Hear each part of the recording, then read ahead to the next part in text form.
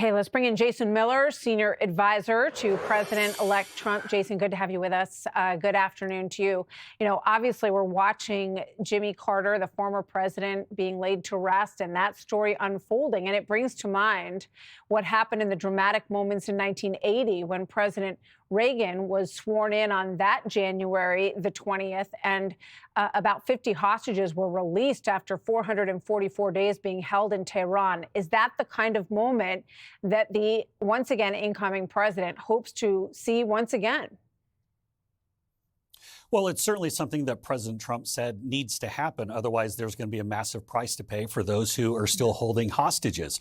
And what's different this time is we have someone who's been president of the United States before, who, by the way, had a fantastic record of peace and prosperity, who's now stepping back into that role. It's only the second time in our nation's history that that's happened. But this unparalleled success that President Trump had has him uniquely positioned to be that leader, literally right from the first minute. And that's why you see the president letting folks know, whether it be our neighbors, whether it be our adversaries, whether it be people who are causing additional security threats in the Western Hemisphere or even in the Arctic Circle, that America is back. America's standing in the world is back, and we're not going to be pushovers any longer. So I want to put up the pictures of the three Americans presumed alive: Adon Alexander, Segui Dekelchen, and Keith Siegel. There are also believed to be four Americans who perished in this hostage crisis, and their pictures are up on the screen now as well. So can you give us any more insight into what the incoming president means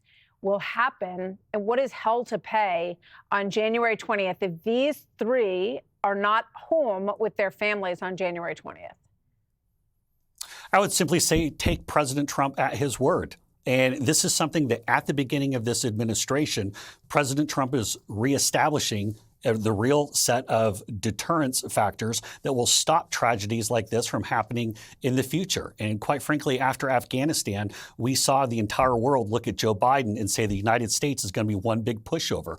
And once you lose that deterrence, you can't get it back. But President Trump is making it very clear that, hey, we're going to go back to the policies of having a safe and secure and peaceful and prosperous Middle East. We had no new wars under President Trump. We had no Russian invasion of Ukraine.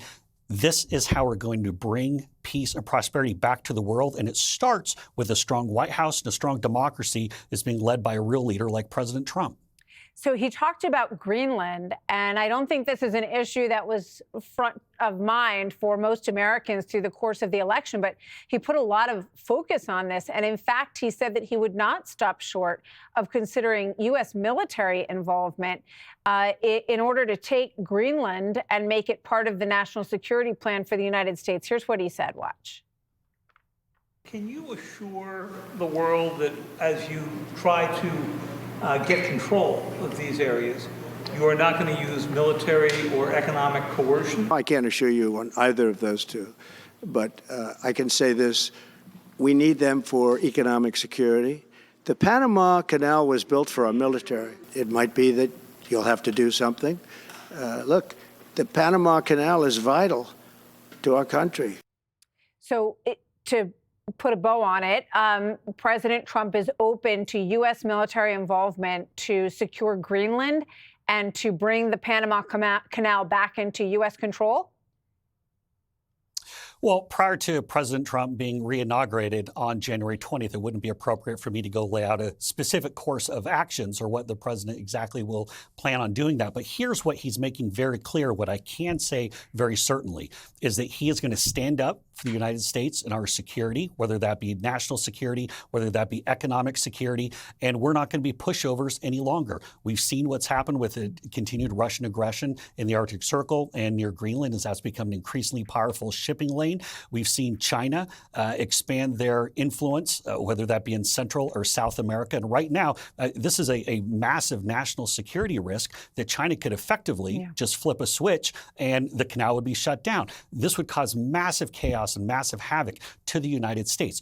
President Trump is coming in, having done this before, having had this great set of results, looking at the entire chessboard, saying he is going to position the United States in a place where we can succeed. That includes securing our southern border, by the way, Martha, and making sure that folks, even neighbors, even friends such as the Canadians, are no longer taking advantage of us when it comes to economic or trade issues. Well, very quickly, Jason, let's put up what Prime Minister Trudeau, who is outgoing and resigning, what he just had to say about this. He said, there isn't a snowball's chance in hell that Canada will become part of the United States. Workers and communities in both of our countries benefit from each other's biggest trading and security partner. Your reaction to that, which just crossed a short time ago, Jason? Yeah, and Canada, of course, has been a very important partner, but it's also been a very unfair relationship. And I think President Trump will get results from Canada just in the same way he did when he negotiated the USMCA. But unfortunately, some of those standards haven't completely been upheld, and so we're going to need to renegotiate some of those. But again, that's all for when President Trump and his team take office on January 20th, but he's going to get results in a way that we haven't seen from Joe Biden, who's been asleep at the switch for 4 years. Before I let you go, we expect that President-elect Trump will be on Capitol Hill tomorrow. What's the priority in that visit with regards to the first legislation that he wants to push through, Jason? Well, the priority, of course, is paying respects to former President Carter. I think that's a very important thing for President Trump to do. And I know it's something that he very much wants to make sure that we honor a former president of the United States. Then also there'll be additional conversations with Hill leaders from the Senate. And I imagine we'll see some of the folks from the House as well. The president's laid out a very ambitious agenda to make good on these campaign promises. Not only are we going to re-up his tax cuts, we're going to make sure we get no tax on tips, no tax on overtime, no tax on Social Security.